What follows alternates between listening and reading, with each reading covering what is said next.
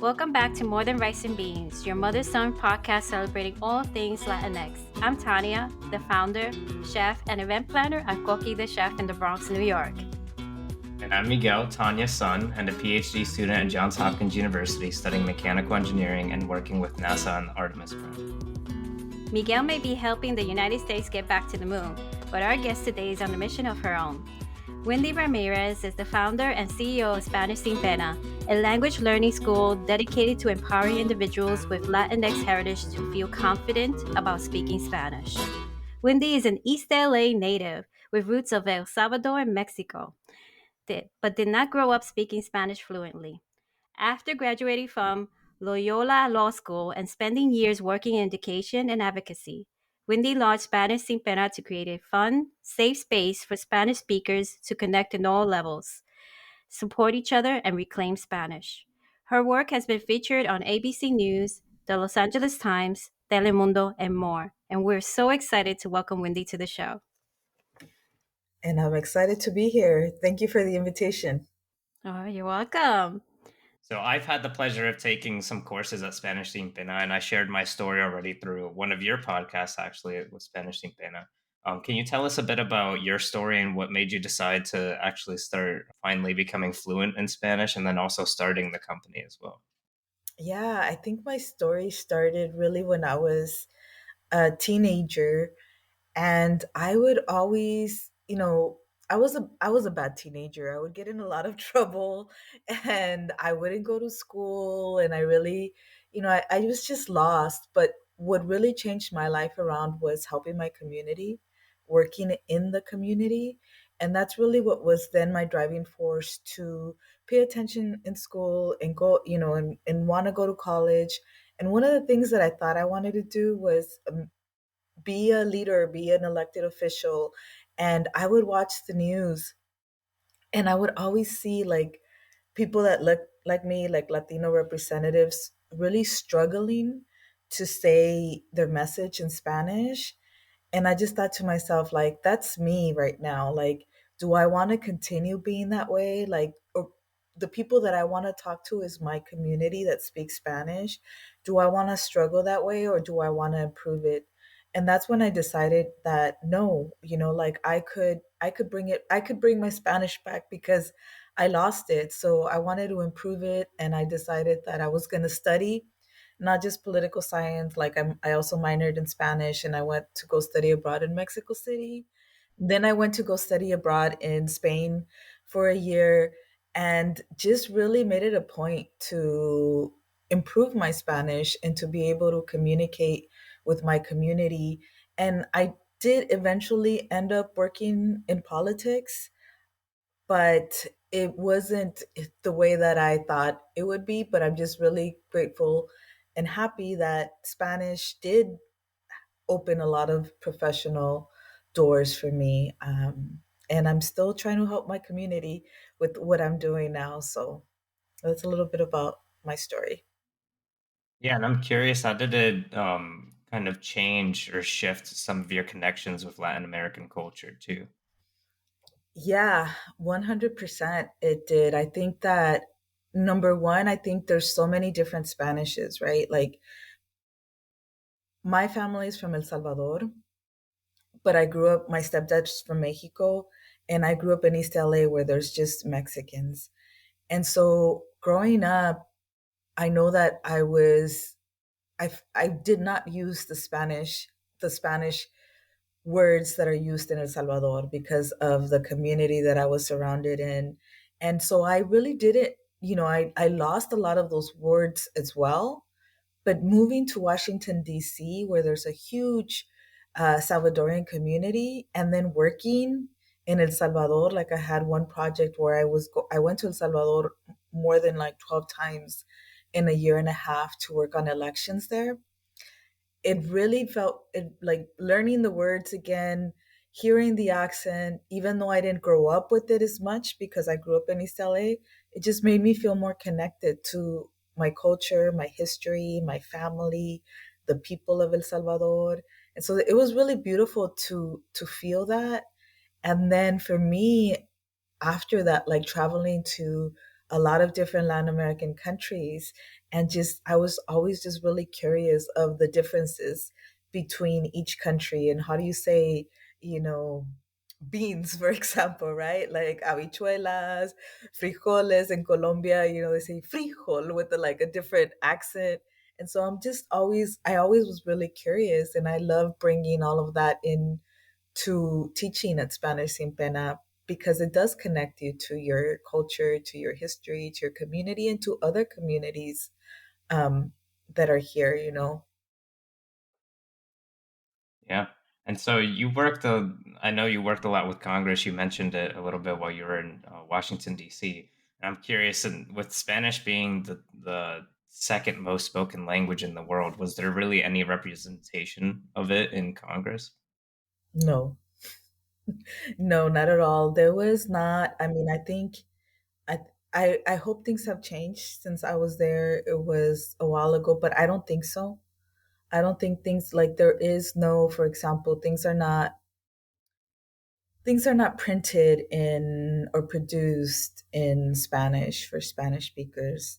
If anything, I feel that the Latino community, besides the Congressional Hispanic Caucus, besides them, for them there is, because they represent a lot of Spanish speaking constituents. So some of the things that come out of the Hispanic Caucus might be in Spanish, but when I was there, there was very little Spanish spoken, or even any documents translated, or any information given out in Spanish, even with members of Congress who had a very high percentage of their constituents who probably spoke Spanish.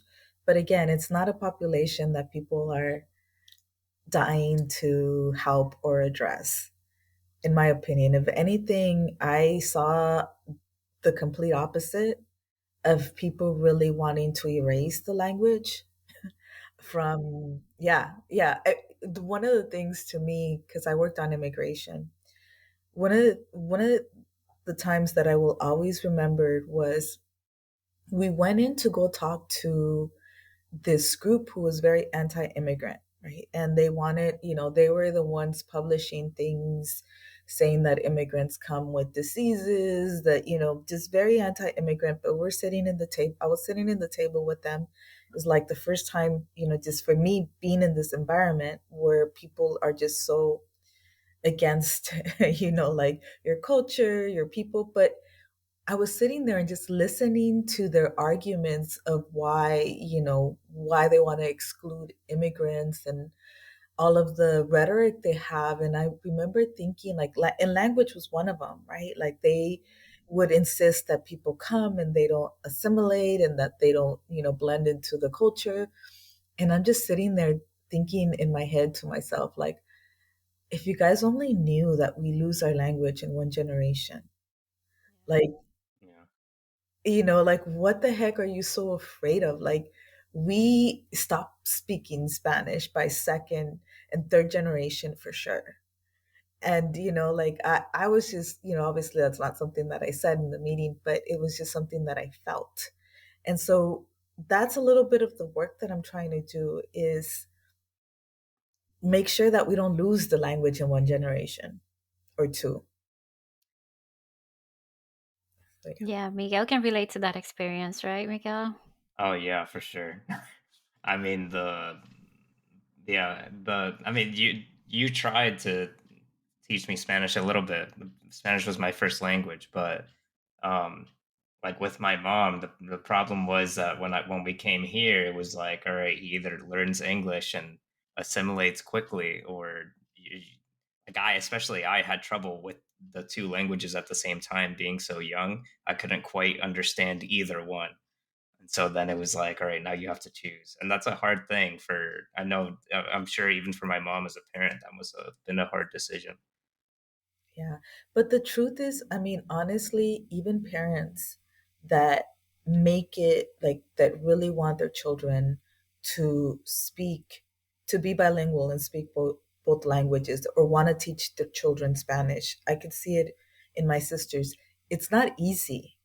It's not easy because you are in a society where everything's in English. And you go to school, and even if you go to a dual immersion, maybe then you're getting some Spanish.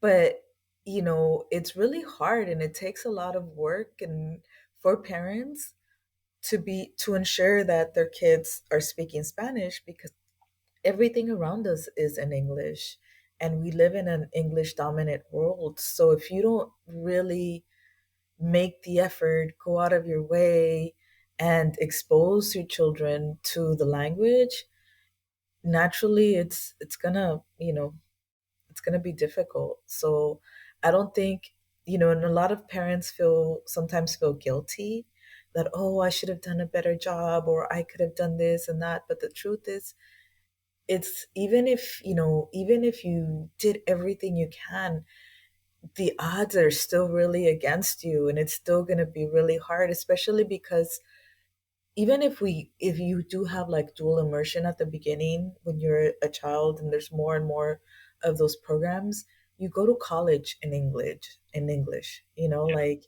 you work in English. So it's really hard to even have that vocabulary or feel confident speaking, even if you know it, because I'm sure that the Spanish is there. It's like you listen to it, you would hear it and you know it, but it's a lot of the times it's the confidence that you're going to make a mistake, that that they're going to make fun of you, or there's something that Yeah. always, you know, hits you with the confidence, but it's Which not kind of easy. plays into the name of your company, the Spanish Sin Pena. Oh, how did you come up with that? Because that is a very like succinct, like great name. Thank you. I appreciate it. I It's so funny though, because I'll be honest with you. I did hire someone to help me, but all the names that they proposed I didn't like. So I ended up coming up with the name myself, and it was really after interviewing my friends and people that I knew that struggled with the language, and hearing their story. Like, I could see amongst them that there was a common thread of that feeling embarrassed, feeling shame. And so that's really, and I wanted the name to be Spanglish. I wanted Yeah. it to be both in Spanish and in English, because that's part of our identity, and that's part of like who we are. And a lot of the times, at least in my generation, I feel that it's changed so much now. But before, it was like you either speak Spanish or you speak English, but you don't mix them. You have to separate them. And so I don't think that's the case. I think that, language evolves, and it's there for us to communicate. So I really wanted something that was in Spanglish, that captured what my friends were telling me they were feeling with Spanish. And what I also felt myself, like I also felt that shame or that pena of not being as articulate or as fluent as I wanted to be. Well, so I'm a first generation from Puerto Rican parents. I'm called New Yorican because I'm kind of mixed, and I speak Spanglish. But my first language was Spanish because that's all my parents really spoke. So when I went to school, my first grade, I had no idea how to, like, the ABCs, the one, two, threes, nothing, nada, nada, nada. Couldn't spell the word cat. I had no idea anything. I got left back because I had no help from my parents either, because they couldn't even spell cat either. So it was very difficult. And I went to Catholic school. And you would think that Catholic school would sit down with me and try to teach me a little bit of English. They kind of like left me on my own. So my mother had to hire somebody to help me, learn a little bit more English. And it was basically a babysitter who had a little girl who is like smarter than me to teach me how to read in English. And she knew Spanish also. So it was very interesting learning, going from that transition and learning more English. I fell in love with English because in the books that she would read to me were Disney books, and that for me felt magical. Mm. So I wanted to learn more English because I was like, wow, I get to learn all these Disney Cinderella, Snow White. I fell in love with English because of the magical books. So it's sorry because I never told Miguel this story either. I don't Yeah, think Miguel this is even know. all new to me. Yeah, I don't think Miguel ever knows that I got left back on the first grade and everything. But it was just so unique in its own way, the English language, that I wanted to leave Spanish behind. And then as I grew up, I realized that I didn't fit in when I spoke Spanish, especially when I was in Catholic school. Even though I had other students that would speak Spanish too, but they sort of like didn't want to speak it. So I felt left out. I felt like I was like, I have to learn English. I have to fit in. I have to fit in. I have to fit in. I started to fit in, but then I realized that where I was growing up, there was nowhere to go if I really didn't know English well. And as when I had my kids, I decided, I want my kids to learn English and I want them to learn the best English ever because I don't want them to not have the opportunities that I couldn't get. So I felt like I would have been able to get more opportunities if I knew English well and then I didn't have the accent. So I had all this judgment on me, and that's why I wanted my kids to learn English more. And I felt tiny bit guilty not teaching them Spanish well or teaching my Spanglish. But I felt even better knowing that they're going to make it in the world and they're going to do things I would never be able to do because I know both languages. So sadly, I did that, but in a way, I was very happy that I did. So I have these mixed feelings about it. My daughter knows both languages. She doesn't know them well. She's very much like me. She changes it around. She speaks Spanglish and everything. But I was like, okay, I got a second chance. I got to do it with my son then. Yeah, but then now I'm going back. Now I'm regressing. Yeah, I'm trying to go back to the Spanish. yeah. But it's nice to have a mini me though. My daughter's like a mini me, and then my son is the other side of like, oh yeah, I made it. I made it happen. But yeah, it's true. All right. So Miguel took the classes with you guys, and he learned a lot. So can the two of you tell us what makes Spanish Sin Pena different from other language programs? Yeah, well, I'm going to let Miguel answer this one because Yeah. I'll go second. I'll go second, but All I don't right. know, Miguel. Did you take any other Spanish courses anywhere Yes. else? I took a few in high school and I took a few in college, and I did like Duolingo. I've tried a lot of different things, but the biggest issue was always like I knew a good amount of Spanish already because I always heard it growing up and everything, and I even like my accent wasn't terrible in Spanish either. But the biggest issue that none of those classes were ever able to give me was like literally just having the confidence to even say something in Spanish to someone. So that was like the biggest thing about Spanish Sin Pena is that I got to connect with people who had very similar stories as me, and so because of that, I kind of didn't feel like I was alone. Like I felt like I had a community. And then with that, like feeling of a community of other people who felt the same way, it gave me the confidence to actually start speaking to people in Spanish. And so I visited Puerto Rico like last year, and I was actually speaking to everyone in Spanish, and it felt so good. I love That's the main factor I think of Spanish Sin Pena. I love hearing that. And yes, that's what a lot of our students tell us is the confidence piece. And so I think that one of the things that we address that not other language courses or programs don't address is the emotional barriers, really, because that's you sharing your story, Tanya, and Miguel sharing your story. Just we all have a story, and in that story there's many layers that are connected to our identity and who we are, and kind of like what we believe in and what we hope. And we try to address that. We're always sharing our stories, and that's why it feels like a community, because people get to know each other, get to know each other's stories, the stories of their parents, of their grandparents, and just bringing all that into to learning is something that, I don't know, it just, to me, it just, it feels like natural. Like that's what we should be talking about when we're learning this language and the connection that we have to it. It's not something that I sat down and I'm like, oh, let me make this a focal point, but I felt like it just happened naturally. And so that's what makes us very different. I think that just addressing the fact that, you know, there's a lot of layers to the language that's connected to our identity. And a lot of programs don't talk about identity. You know, they just look at the language independently. But for me, it's like you can't try to learn the language and talk about without talking about your identity. Yeah. Um, so yeah, that's kind of one of the big um, pieces that I think that I think another one that I almost forgot to mention too is a lot of those like Spanish classes that I've done in the past focus specifically on Spain Spanish.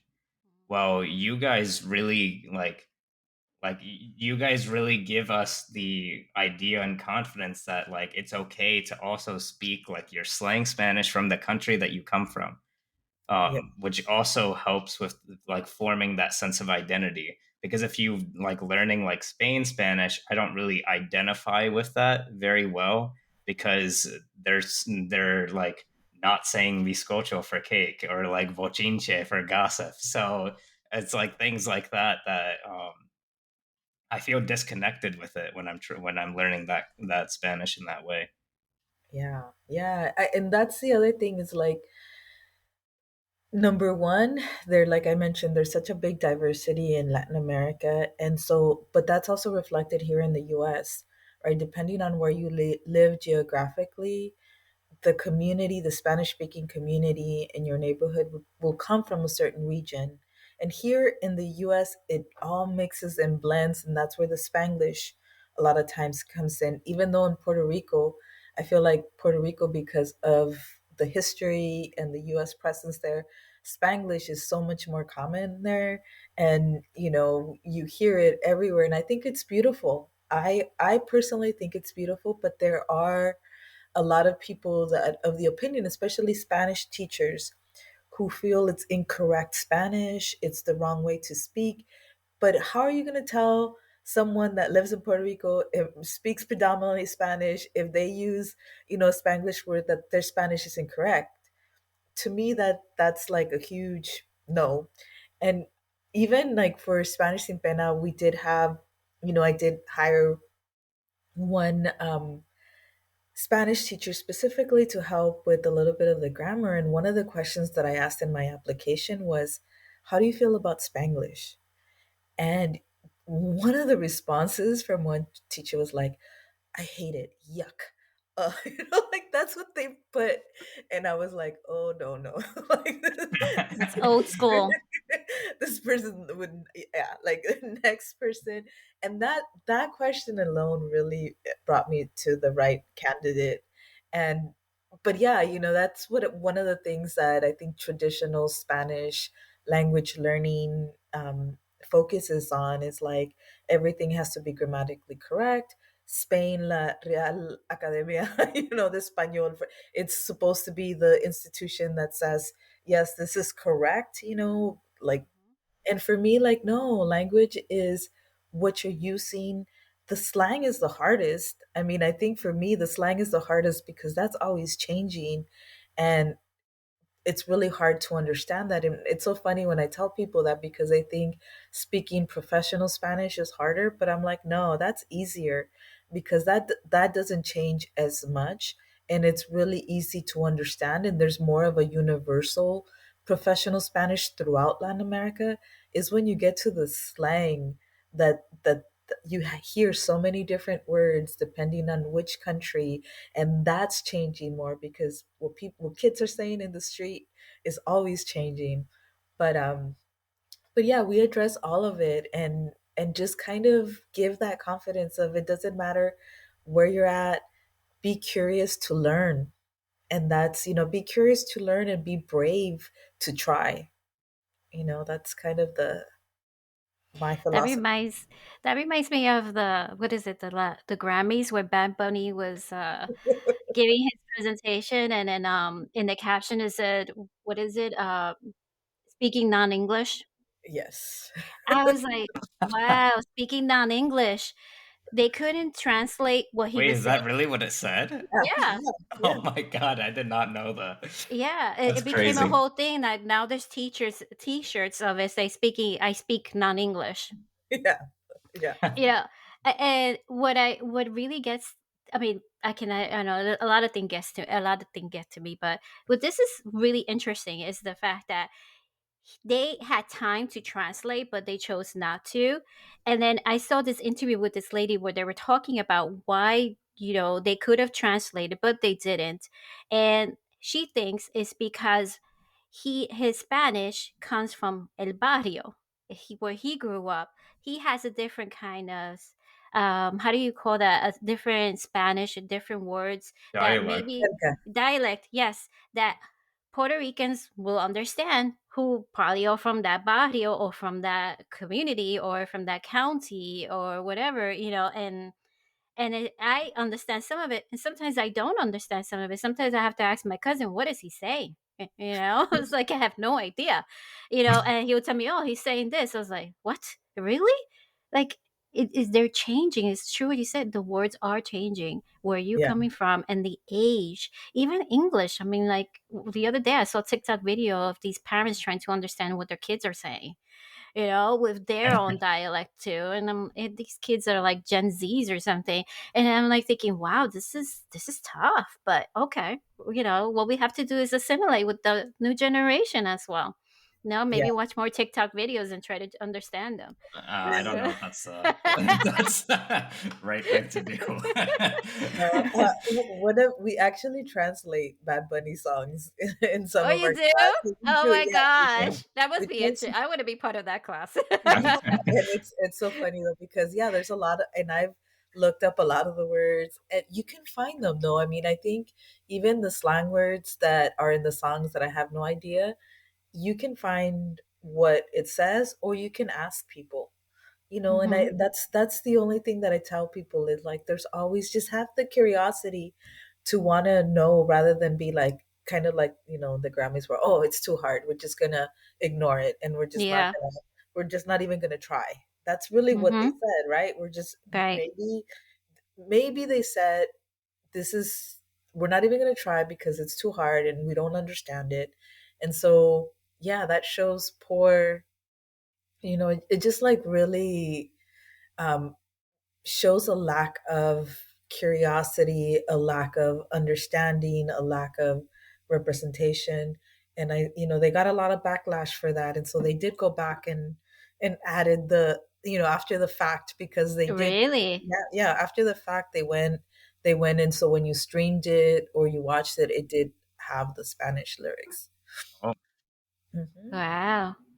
I think Bad Bunny is really making changes in his own strange way, but he is, and it's very interesting to me how something that we find so simple can be complicated to others. It's just amazing to me. so actually, I didn't know about this originally, but apparently, Spanish Sin Pena is offering cultural immersion experiences now.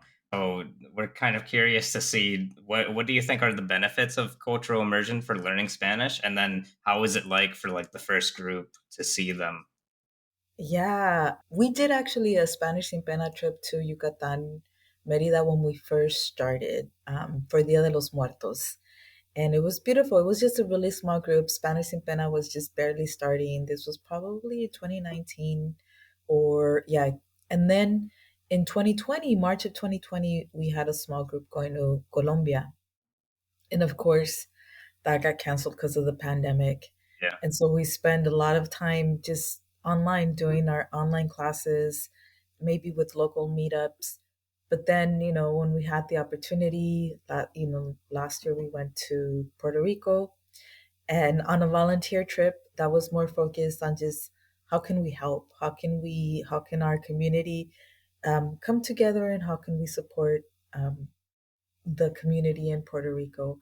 But for me, so since the beginning, I would say that traveling to the region has always been part of like my vision for Spanish Sin Pena. And the benefits of it, I think, are so many. Number one, it gives you something to look forward to.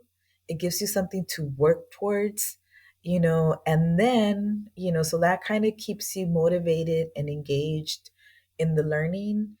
And then once you're there, you're learning on the spot, like you're learning and you hear the nuances of the differences. Like maybe you thought something was called, one word, and then you'll hear another word for the first time. And so to me, that's kind of one of the best ways to learn, because it's not just even the differences in some of the words in Spanish. It's not just even by country, it's by region. So even depending on what region of a country you go to, if it's Mexico City, it's going to be different than Yucatan, where we were at. If it's, like Cartagena, would be different than like Medellin.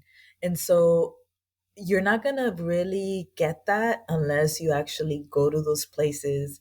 And also for you to just be able to build that confidence by practicing. Yeah, so it's very intentional that there are, for me, that you travel, but not just as a tourist, and staying in touristy places where English is generally the language that it's spoken, but that you go out and interact with people from the region, and in a respectful way, but also learn the culture, the history, the words, the foods, everything, just kind of like all that, I think gets people excited. And so, yeah, I'm excited that finally I think it's safe enough that we are, bringing back those cultural trips. And yeah, just kind of excited to see people grow, and just kind of how much fun they have when they join us. I heard that you also take your students to cooking classes. Why is it so important to you to include Latin cuisine in the program? Because that's what brings us all together. Like I think that's True, what true. gets. There's a few things that I think get people really, really excited: food and music. Like those two things. And thank you, Tanya, for teaching one of our cooking class, which I wasn't able to participate live, but I watched the recording and I was just like, this is great. And so yeah, I think that foods are really what we can all connect with, right? And there's no barriers, there's no shame, there's no like, oh, you know we just want to have good food. And so yeah, I think in everything, the truth is that everything is an opportunity to teach the language, but food is just one of those things that connects you. And so I think it's important, like we spend one of our sessions or units just talking about food. Just there's such a variety of words, and also just building that confidence, especially for beginners, to be able to go to a place and order in Spanish and not feel embarrassed. And just so yeah, I think that like food is part of our culture that stays with us even when we lose the language. And what is your favorite food growing up? Who, like I said, I grew up in a very Mexican neighborhood, so obviously tacos. Like tacos is, but I do have, like, from my culture traditionally, we have this dessert called empanadas, but they're not empanadas like the Chilean empanadas or like the Puerto Rican empanadas or even the Colombian ones. These are sweet empanadas. They're made out of plátano. The plátano is basically smashed and then made into a masa type of a thing, and inside you put this cream custard, or you could put beans. Actually, they make them either with beans or with crema, and then you fry them, and then you put sugar on top of them. And so that's a Wow. salvadoreña empanada, and it's my favorite dessert. Oh, I gotta taste that. Yeah, that sounds good. I kind of Yeah. You gotta send me a recipe, girl. Yes. Hmm. Do you remember the first time you ordered a meal entirely in Spanish? I don't remember ordering, like, the first time I ordered a meal entirely in Spanish. Here, like I said, in the US, I probably did. But what I do remember is ordering meals in different Latin American countries and learning that, like I was saying, that words are different. And so sometimes they would understand what I was saying and sometimes they wouldn't. Like, for example, I'll give you an example in Peru, I think it was, where I wanted to order a tea, un té, right? That's what we call it. But over there they say infusión. Uh, so yeah, so just like little things like that. The first time I went to Mexico too, right? Here we have, carne asada. That's what we call it. And over there, they don't call it carne asada. They're like bistec, like, or arrachera. Arrachera is the other way. And so those little things that, even that you're like here and you're like, yeah, I know Spanish. I know how to say tea or, beef or this and that. And then you go to another place and you realize like, oh, they call it something different here. And so yeah, I've that's happened to me quite a few times in different countries. Like also the first time I found out habichuelas were beans. I was like, what? Habichuelas? You mean frijoles? Yeah. No, habichuelas. Well, do you know the history of bifter? Why it's called bifter? No, It's no. actually Spanglish. Is beef steak, but they say bifter. Ah. Makes Because sense. it Puerto Ricans, they like to make up words. So I don't know if that really comes from Puerto Rican, but from what I heard all my life was biste, and if there is a parking, parking, parking, Uh-huh, uh-huh. you know, Yeah, and Yeah. then I always heard the like baby car seats. They literally just call them calci. Like, casi, Yeah, yeah. no, it's so bis because I've heard bistec in Mexico, right? And so one of the things that we were going over in one of our classes is what they call anglicismos. So it's kind of the opposite of Spanglish, is when in Spanish speaking countries they adopt English words.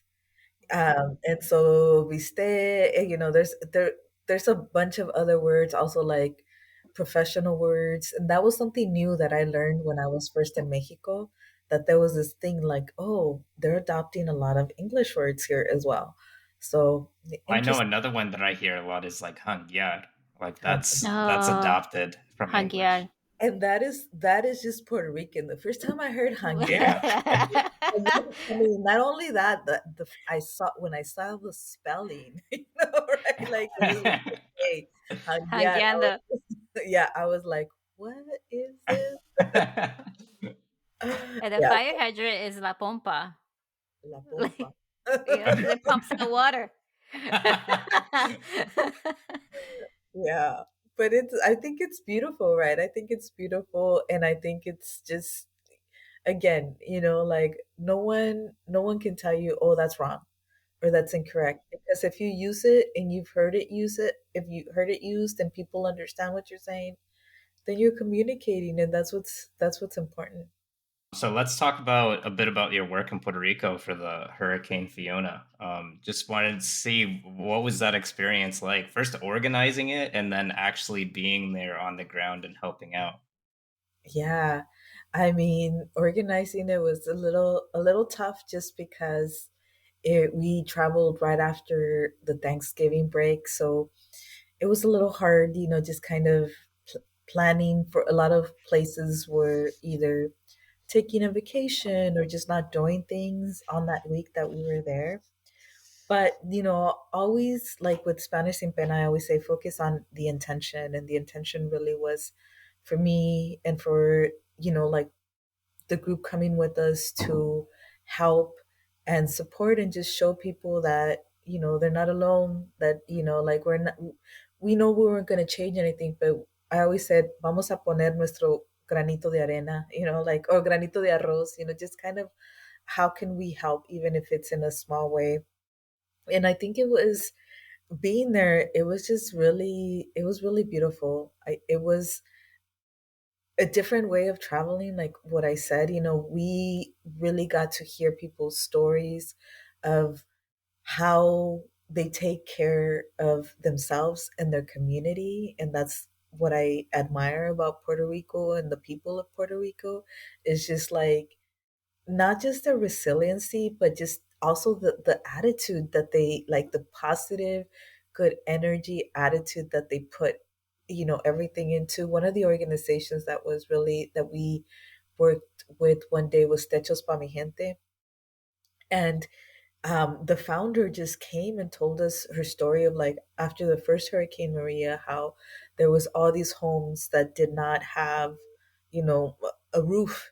And so there was no communication, of course, in the island because there was no electricity for months. But she slowly, and I don't want to tell her story because she tells it so beautifully, but slowly it's just she saw that there was a huge need and also a huge population of people wanting to help, of people wanting to donate either resources to, like, or to help. And so she put those things together and created this organization which does amazing work.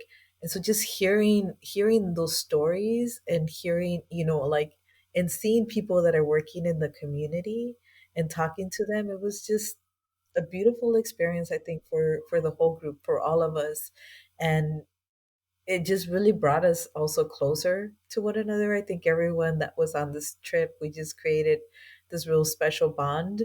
um, and we did a little bit of everything, right? We did that where we worked with community organizations and just kind of helped with our labor. But we also just kind of did fun things, which was like going to El Yunque and going to the beach.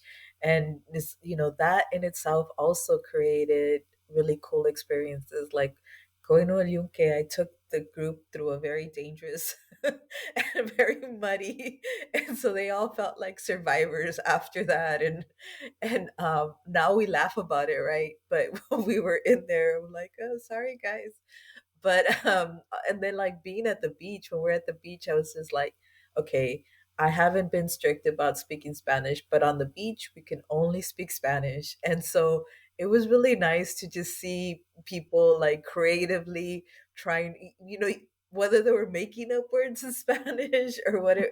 We just had a really good time, and it was a lot of fun. And I think it was just one way for us to, yeah, to just show the love that we have. And and really it was an honor for us to meet the people working there and seeing the work that they do, and just kind of put, a little bit, just help in a small way that we could.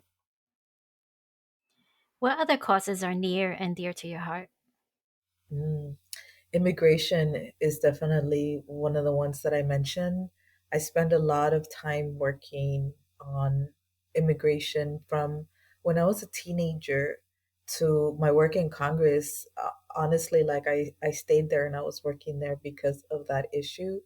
And so but it's very frustrating just kind of to see our policies and the way that, regardless of what administration is in power, regardless of what party is in power, is the way that we undervalue people's lives, really. And and the way that people are living now is just one of those things that really, um, it really, drives me, I think, to kind of continue to do the work that I'm doing, because I know that a lot of our students at Spanish Sin Pena, some of them are educators, some of them, are therapists, some of them are nurses. So so many different professions, but the population that they're trying to help is the Spanish speaking population. And for the most part, that's the immigrant population. And so I see the work that I do indirectly helping that community. And but I wish I could do more, honestly. Like, I really did wish I could do more, but it's what I can do now. There are some social projects that I have done in the past. For example, with when COVID hit, just delivering school supplies and backpacks, and just, like, really positive messages to children of farm workers in the Central Valley in California. And so I'm always looking for different ways or different projects that are really dear to my heart, or where I feel I can do something, where I see a problem and I feel like, oh, I have a skill, or I have the resources to make the situation a little bit better, or to, just kind of try to help. But yeah, I think so. Immigration is one of those issues. I would say the other issue dear to my heart is also indigenous rights.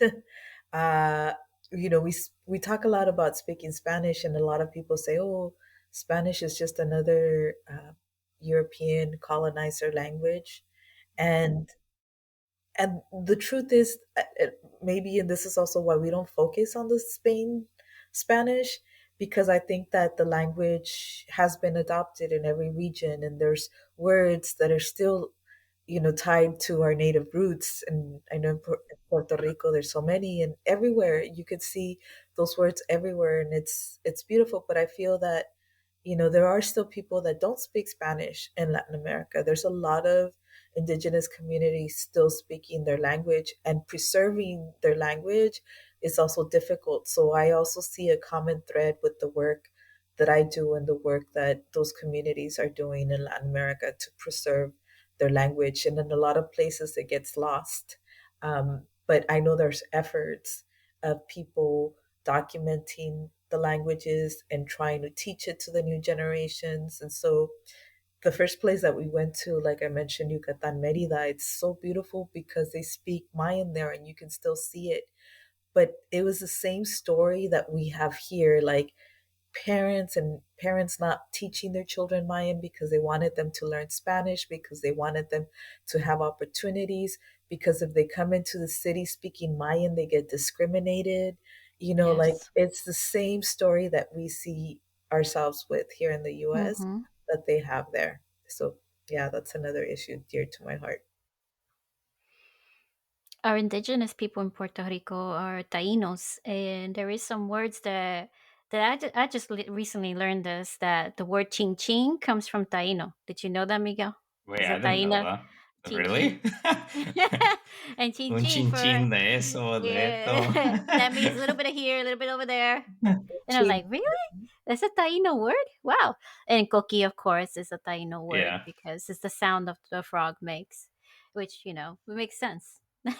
En Huracan, en Hamaca, and like, yeah, it was when we were in Puerto Rico. I was so lucky that we were there where they had the Indigenous Festival up in Jayuya, and I was just so thrilled to be able to see that. And also, our first stop that we did when we were there is we visited Thebes and heard the story of the people, the indigenous Caribbean people. And I also thought it was important to do that stop when we first got there and just kind of honor the people of the land. So yeah, I think it's so beautiful, right? It's so beautiful, and it's still part of our culture and our identity that we need to continue to celebrate. We're down to the rapid fire questions. So Are you ready? Are these are you going to ready be Okay. for this? very quick answers. Okay. Oh, quick, No quick, thinking. quick one word answers, or they could be a sentence. It could be a sentence. It just has to be quick. Okay. All right. All right. So, favorite Spanish word or phrase that doesn't translate into English? It doesn't translate well. Apapachar. Ooh. Only indigenous. To hug with your soul. Ooh, say it Oh, again. I like that. That's cute. Apapachar. Apapachar.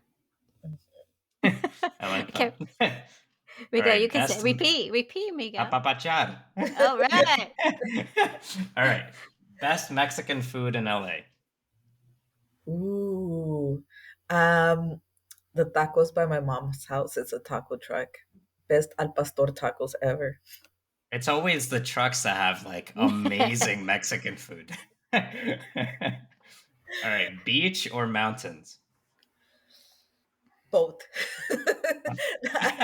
There's cities where there's both, like Santa Yeah. Marta, Rio. I want it all. Proudest teacher moment. Ooh. I don't know. I think it's just hearing stories, but no, there is one time where I think that it was just when kids or adults or whoever I'm teaching, when they're having fun and they want to come and they want to participate, that's when I feel like, yes, this is a good moment. And so, what is the most common fear that you hear about learning Spanish? Um, the most common fear is like they're not gonna understand me. They're gonna, they're gonna think I'm dumb. They're gonna laugh at me. They're gonna, they're really gonna think I'm not intelligent, and they're not gonna understand me. Yeah. Yeah, I guess we talked about that a lot already, so that's definitely Hmm. true. Mexico or Puerto Rico for vacation? I know this is probably a difficult one. For vacation, it is hard. I think for to relax and just enjoy nature, Puerto Rico, to go shopping and to eat Mexico. Mm, interesting. The good thing about Puerto Rico too is that you don't need a passport if you don't have one and you're a Yeah. U.S. citizen. So, Yeah. Spanish or Latin dish you would love to learn to cook? Um, I would love to make mole from scratch. I've never done Mm, that. Yeah. that is a process. Yeah, I'm sure that takes a long time. Yeah. Yeah. And finally, where can people connect with you?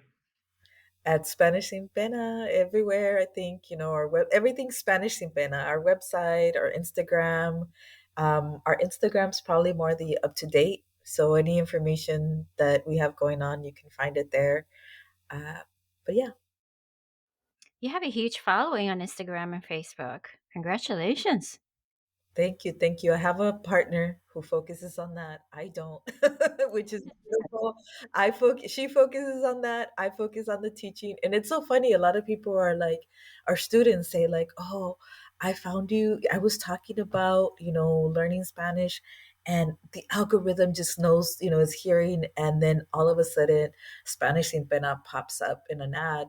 But the thing is, we've never purchased any ads on Instagram. Everything has been organic. And so Oh, our students think that, we're out there like putting ads, and no, we don't really do much advertising. It's all like just word of mouth and people sharing. And my partner Jackie, who we call her the social media bruja because she's oh able to yeah. do that. I That's like it. that. And That's then a higher one. you guys were on what was it? Me Too, right? The Yeah, YouTube channel that was part of. That's how I heard about Spanish Sin Pena originally. Was yeah, from that video. So it yeah, could be largely with all the interviews that you had that's really boosting your, your credibility on these social networks. Because one of the things that I had an article out in New York. It was a New York magazine, The Strategist, where they talked about my cooking class. And if it wasn't for that, it's like I don't know where I would have gone. It really pushed my class and basically did all the advertising for me. So it was very yeah, interesting. yeah. Right, Wendy? We're almost at the end, sadly. I'm gonna miss you. It was fun. It was fun talking to both of you too. Thank you so much for joining us here on More Than Rice and Beans. We love the work that you're doing and building the Spanish speaking community and can't wait to see these future leaders you're working with change the world. Thank you. And thank you for being part of the community. Thank you, Miguel, for being a student and also supporting other students. Thank you, Tania, for teaching a class. And hopefully, we can continue working and collaborating together in the Yeah. future. Thank you for listening to this episode of More Than Rice and Beans, and a special thank you to our guest, Wendy Ramirez. If you want to hear from more people like Wendy, make sure you're subscribed to the show and that your notifications are turned on. And if you're interested in connecting with Spanish and Latinx culture through food, take a look at our current experiences at coquithechef.com. We have in person and virtual classes to choose from, and I'm always happy to practice a little Spanish while we cook together. That's coquithechef.com. We'll see you next time. Say goodbye. Bye. Thank Bye. you.